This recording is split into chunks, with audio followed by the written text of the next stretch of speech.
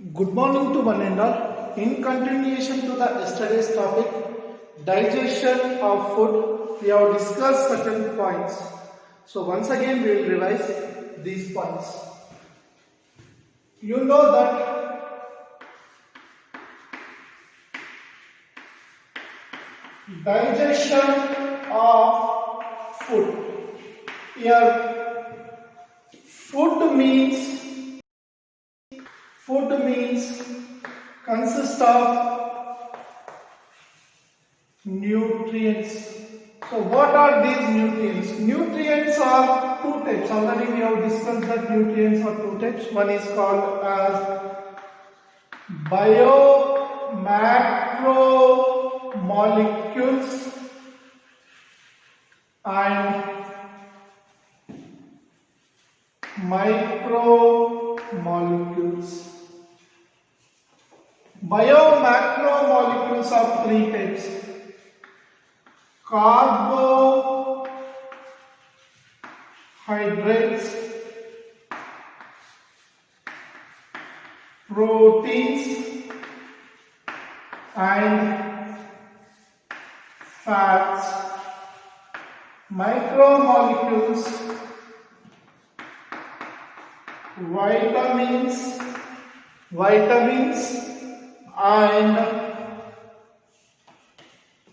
vitamins and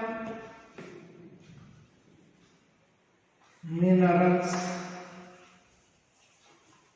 So this is the most important thing you need to do. So food consists of basically more quantity is biomacromolecule, that is carbohydrates, proteins and fats. Less quantity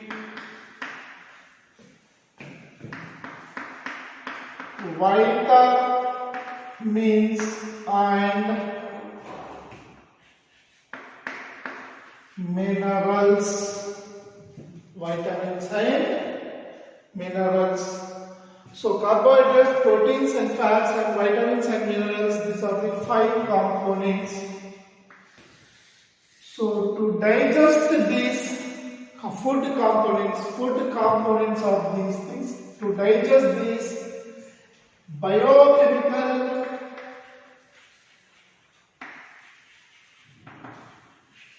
enzymes are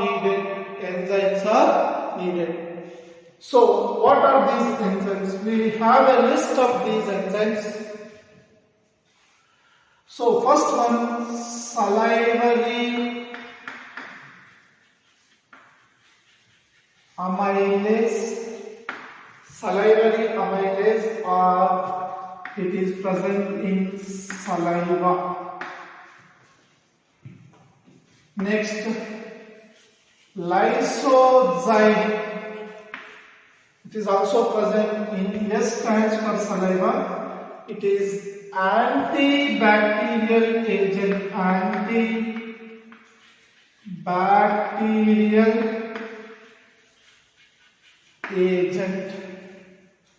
The third one, water. So it is 90% of in saliva, 90%, and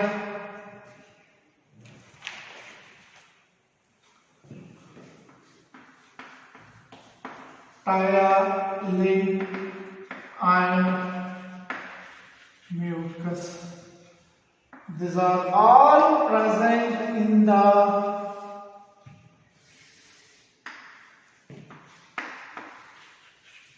saliva. So these are some of the juices.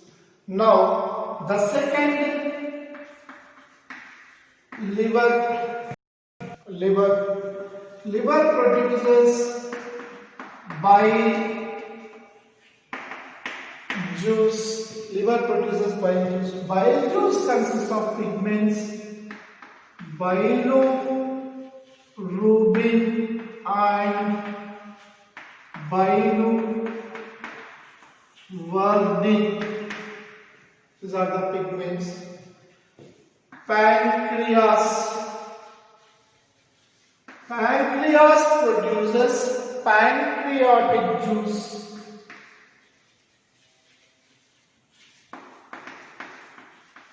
Pancreatic juice. This pancreatic juice is generally made up of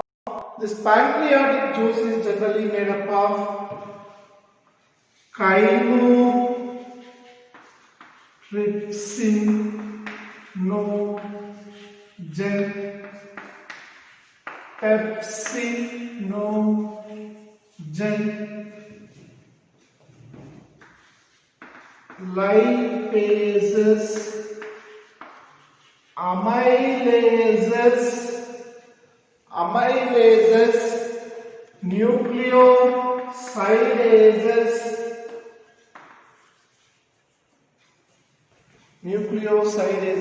nucleotidases, and other digestive juice enzymes.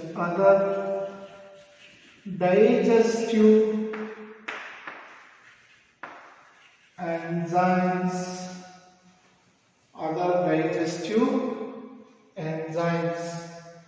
So these are present in the pancreas. And next one, intestinal juices. These intestinal juices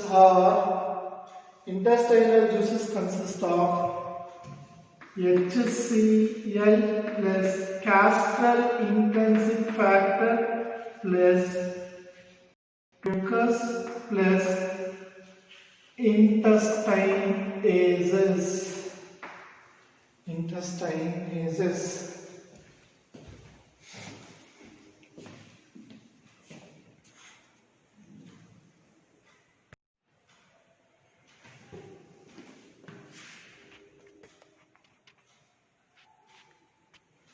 How are carbohydrates digested? Carbohydrates, if we talk about carbohydrates consist of carbon, hydrogen and oxygen in them.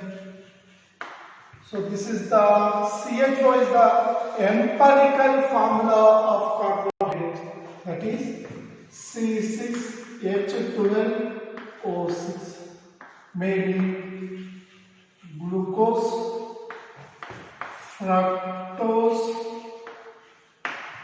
maltose, lactose, galactose and others. So there are sugars and they are essentially consistent. So what happens when the food enters into the stomach? First mouth. From mouth it enters into oral cavity. Oral cavity consists of saliva. Saliva is added to the food, is chewed, and this is from now, this is called, it is formed a ball-like structure called, food is called as. This food from the oral cavity enters into pharynx, and now also it is called as bolus, and from pharynx it enters into esophagus.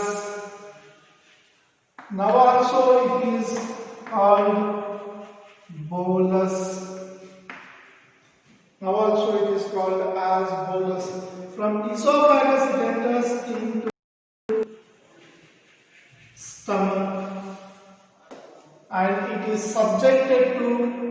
HCl plus gastric juices. It is subjected to HCl plus gastric juices, and now it is called as chyme. So food when subjected to this, added to this, it is called chyme. From stomach into small intestine, it is now added with pancreatic juice and bile juice. Now this is segregated, and now from now onwards it is called as chyme. This enters into large intestine. Here no addition, this chyme is absorbed, and it will be entering into the undigested food. And this is exited out. This is the procedure. Now carbohydrates in the mouth. Okay, so first I am writing carbohydrates in the mouth. In the mouth, what happens to the carbohydrates? What happens to the proteins? What happens to the fats? We'll see. Here, carbohydrates, proteins, and fats. In the mouth, the carbohydrates complex form, that is food bolus, consists of starch by the salivary amylase action, it is converted to disaccharides. Means complex form of starch is converted to disaccharides, that is lactose, glucose, fructose, maltose into their respective components. That is, here it is converted into maltose, lactose, fructose, so on. So your starch, by the action of salivary amylase present in the mouth, it is converted to maltose. So here 30% of digestion is completed in the stomach and 50% of carbohydrate digestion. 30% of complete digestion, but no effect of proteins and no effect of fats here. And this food moves to the next level up to the stomach. Now in the stomach, it is the chyme is added. So the food is subjected to HCl. Now when the food is subjected to HCl, the further softening, so in the stomach it will be approximately 4 to 5 hours. It stays in the stomach for 4 to 5 hours. And now the food is still softened, and further digestion. And here also proteins also, no initiation of digestion takes place. No initiation of digestion takes place in the, but up to certain extent, in the stomach, proteins are converted to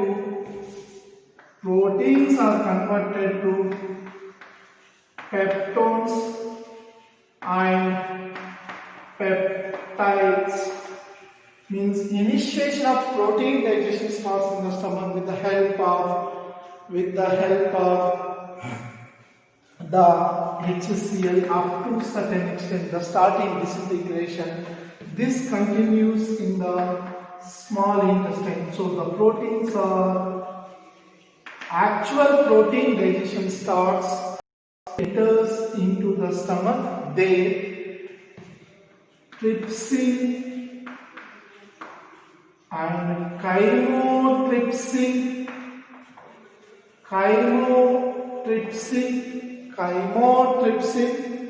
and carboxypeptidases will act and convert them into proteins, and in the duodenum itself the fats will be subjected to emulsification by bile juice,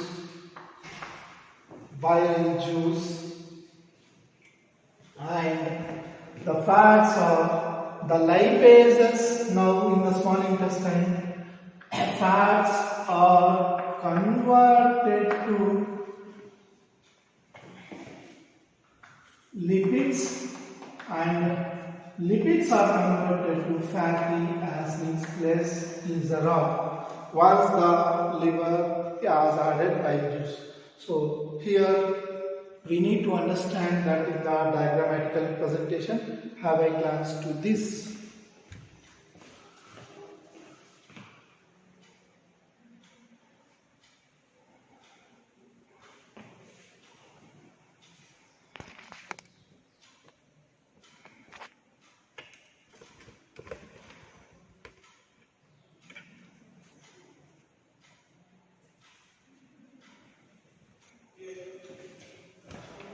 So now we divide the complete digestion of food into three categories in three different parts. So that is oral cavity, the second stomach,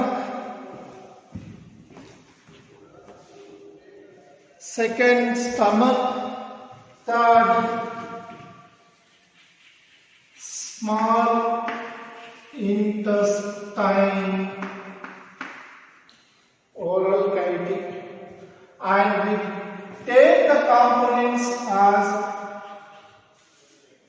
carbohydrates, proteins, and fats. Okay. Now carbohydrates. Carbohydrates, first in the oral cavity, the starch means complex food material by the action of salivary amylase convert into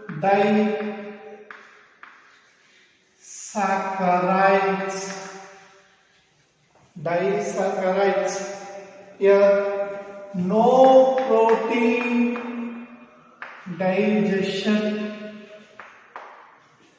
no fat digestion, no protein digestion, no fat digestion. Now this is done by salivary amylase. Now the food enters, all the food enters into the stomach, and in the stomach we have three types of cells. Okay, these are called gastric glands. Gastric glands have three types of cells. One cell is called goblet cells. Gastric glands, three types. These are having three types of cells. First type of cells are called as goblet cells. Second type of cells, peptic cells. The third type of cells,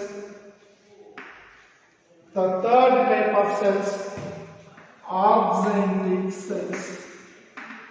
So here goblet cells produce mucosa, peptic cells produces pepsinogen, axanthic cells produce HCl plus castral intrinsic factor. Goblet cells mucosa, peptic cells pepsinogen, oxalic cells HCl plus castral intrinsic factor. So when the food is subjected to this, here the disaccharides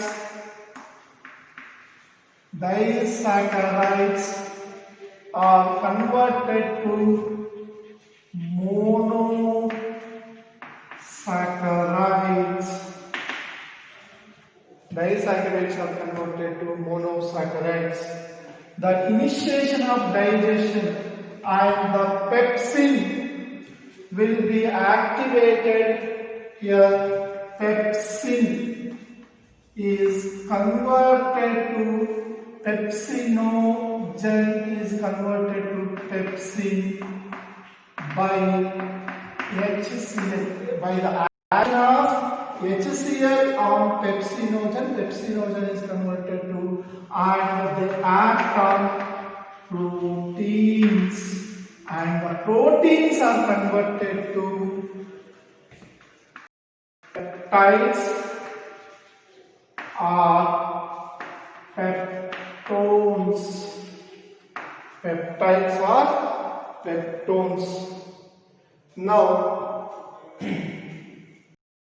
here the fat digestion starts in the duodenum.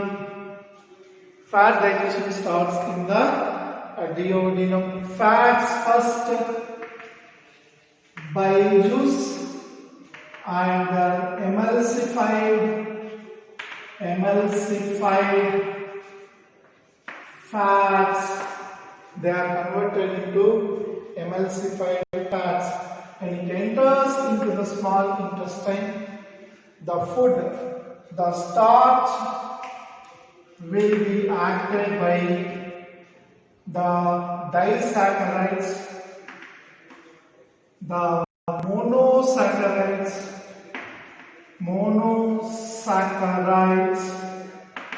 are converted to, the monosaccharides are converted to by amylases. Monosaccharides are converted by the amylases present in the pancreatic juice into simple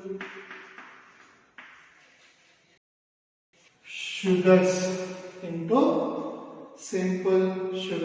At the time, these peptides or peptones are converted by the pancreatic carboxypeptidases, lipase, trypsin and chymotrypsin. Trypsin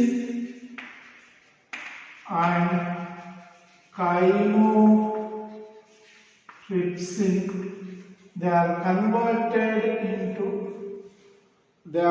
converted into the amino acids, and the fats are first converted in with the help of lipases.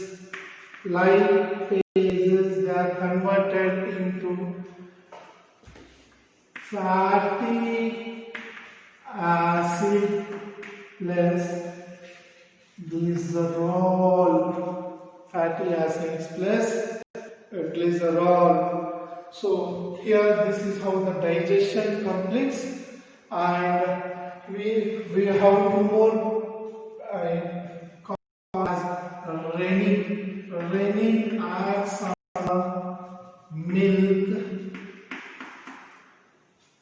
only in infants and convert the milk into casein, which is a protein. So this is not present in adult.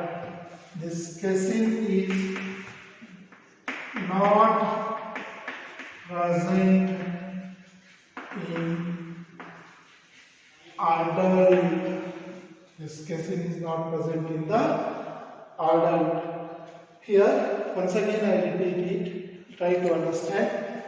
So digestion takes place in three phases. One is oral cavity, second one is stomach. The third one is small intestine. So the complete food is converted into bolus by the action of saliva. When the saliva is acting on that, the starch present in the food is converted to disaccharides like maltose. But there will be no starting of protein digestion and no starting of fat digestion.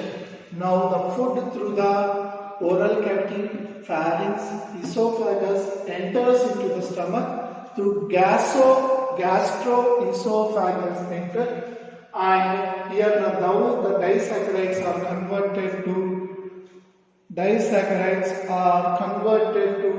monosaccharides in the stomach and in the small intestine, and whereby the action of the gastric juice.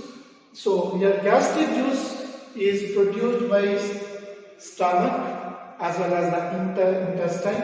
So gastric, they are present in the submucosa and mucosa of the gastric glands and of the stomach, and there are three types of cells present in that. One is called goblet cells. Goblet cells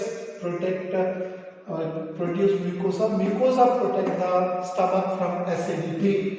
And peptic cells. Peptic cells produces pepsinogen, and pepsinogen will be later converted by the action of HCl into pepsin. And oxalic cells are parietal cells. Parietal cells produces HCl plus castrol-intrinsic factor, and this castrol-intrinsic factor acts on the pepsinogen. Both act on this and convert to the further activates the others. So this is called as the HCl plus castrol-intrinsic factor, and the mucosa in the duodenum is called as enterokinase or choleocytokinin. This choleocytokinin converts the trypsinogen produced by the pancreatic juice into trypsin acutely. Whenever there is a component with a gen, means inactive, not active. Whenever this gen is not present, they are called active. No gen means, no word with gen means active form. So this, it activates that, and when it enters into the small intestine, in the small intestine already at the duodenum region, bile juice, pancreatic juice are poured into this. What does the bile juice consist? Means bile juice, already we have discussed that bile juice consists of the bile juice consists of bilirubin and biliverdin, which helps in the emulsification of fats. This emulsification of fats is done by the bile juice. At the same time, pancreatic juice is also produced in the duodenum. Pancreatic juice consists of an inactive form of enzymes like trypsinogen, pepsinogen, chymotrypsinogen, carboxypeptidases, lipases, nucleases. What are those? Pancreatic juice composition is made up of trypsinogen, chymotrypsinogen, carboxypeptidases, lipases, and nucleases.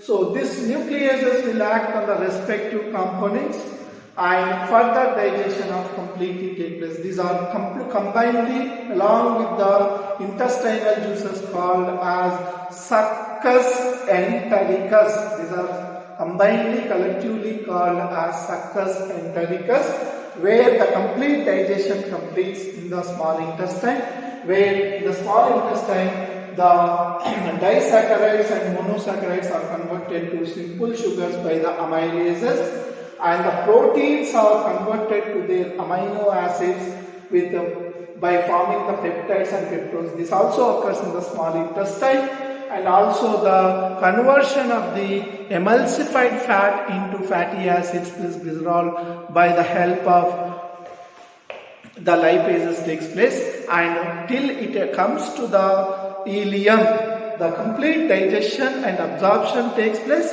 At the same time, the intestinal juices will absorb the simple sugar. With the help of that, simple sugars are absorbed, as well as the amino acids in its lowest form is absorbed, and the lipase, the fatty acids plus glycerol are absorbed as the nucleases or nucleosidases or nucleotidases, and they will be entering into the blood for giving the energy.